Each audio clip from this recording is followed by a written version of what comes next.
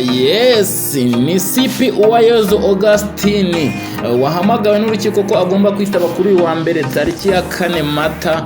Agomba kwitaba urukiko rwose rwa hariya Nyarugenge akaburanishwa ku byaha arimo arakurikiranwaho.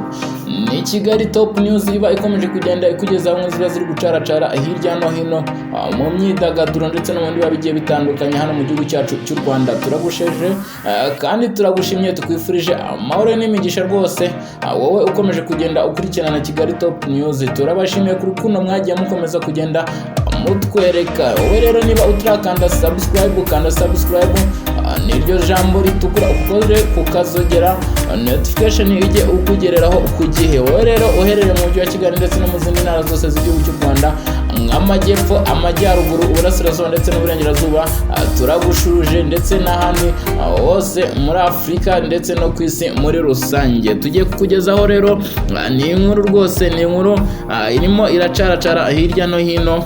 Ni inkuru ya SP Uwayezu Augustin warezwe rwose n'umugabo wita Hategekimana Martin wari umaze ukwezi kose rwose, ukwezi gusaga afunzwe. Uyu mugabo ngo yari afunzwe nta gipapuro afite kimufunga. Uyu mugabo rwose ngo yari afunzwe ibinyuranyijwe n'amategeko.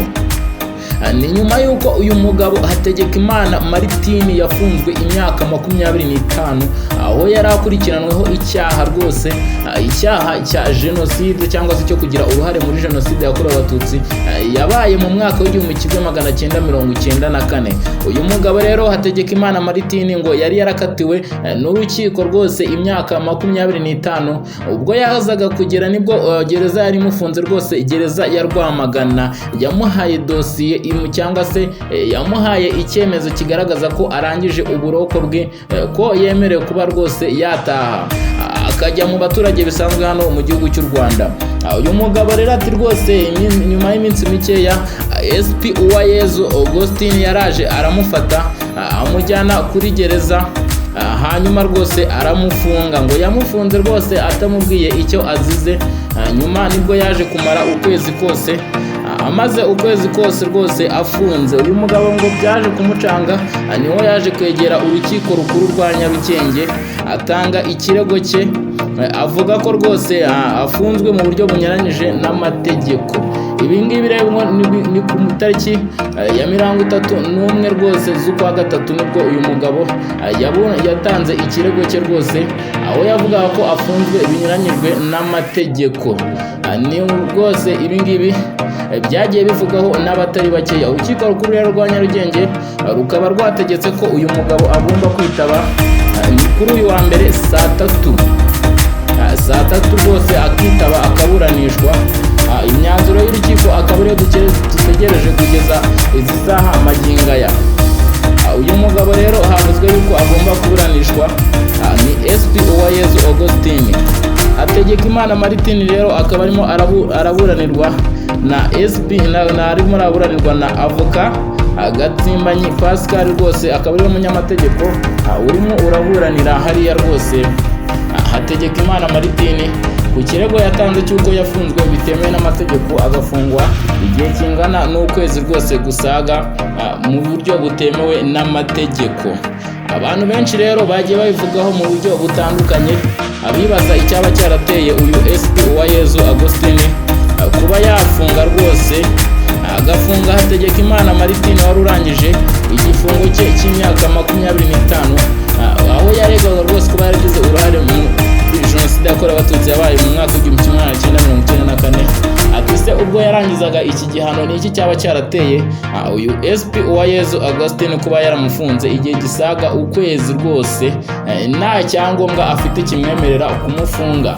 Uyu nawe rero SP Uwayezu Augustin akaba yatawe muri yombi aho ategerejwe imyanzuro y'urukiko hariya Nyarugenge. Urukiko hariya rwose rwa Nyarugenge imyanzuro y'urukiko ruruze gutangaza. Uyu mugabo rero akaba ari SP Uwayezu Augustin akaba ari umuyobozi wa gereza rwose ya Mageragere hano hariya mu mujyi wa Kigali. Akaba yari umuntu rwose ugiye ushinzwe n'ibindi bintu bigiye bitandukanye hano muri iki gihugu. Akwibaza ati rero ni iki kiburi buze kuva mu myanzuro y'urukiko, ni iki rwose kiri buze kuva mu myanzuro y'urukiko muri iki kibazo uyu mugabo yatanze hariya mu rukiko rwa Nyarugenge. Abantu benshi rero bakomeza kwibaza ibintu biri biza kuva mu myanzuro y'urukiko, ati se uyu mugabo biragenda bite?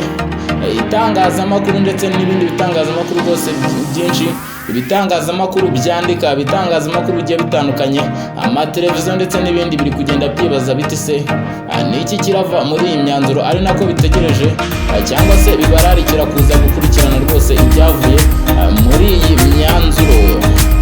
Urukiko rero rwariya rwa Nyarugenge rukaba rukomeje kuba rwaburanisha uyu mugabo ni SP Uwayezu Augustin rwose ukurikiranweho icyaha cyo gufunga umuntu binyuranije n'amategeko. Abantu rero bagiye bibaza bavuga bati se uyu mugabo uyu niwe wenyine yaba yarafunze mu buryo bunyuranije n'amategeko? Ati bagenzure barebe ko haba hari abandi rwose bagiye bafungwa binyuranyije n'amategeko. Ibi ni ibintu rwose byagiye byibazwaho n'abantu bagiye batandukanye. Ku itariki ya 31 rero z'ukwezi kwa gatatu 2022 Amajyambere akaba ariwe wari uhagarariye inteko nkuru y'urukiko rwose yaburanishwagamo cyangwa se Hategekimana Martin, aho yatangaga ikirego cye muri urukiko rukuru rwa Nyarugenge. Nibwo byaje kumenyekana ubwo yazaga gutanga ikirego cye rwose avuga ko yafunzwe agafungwa igihe gisaga ukwezi nyuma yo kurangiza ibihano byari muri gereza ya Rwamagana, agafungwa rwose ngo binyuranyije n'amategeko. Akaba yarafunzwe nta cyemezo kimuta muri yombi byari gihari. Abantu benshi rero rwose ubu bategereje imyanzuro y'urukiko iri buze kuvamo. Tubararikira namwe nka Kigali Top News kuza gukurikira imyanzuro iri buze kuva muri iki kibazo cyangwa se muri uru rubanza. Ni Kigali Top News iba ikomeje kugenda ikugezaho amakuru aba agiye atandukanye, amakuru aba ari kugenda aba hirya no hino, amakuru y'imyidagaduro. Turanabashimira rwose, tubifurije amahoro y'imigisha, amahirwe masa rwose mu mirimo muba mugiye mutandukanye.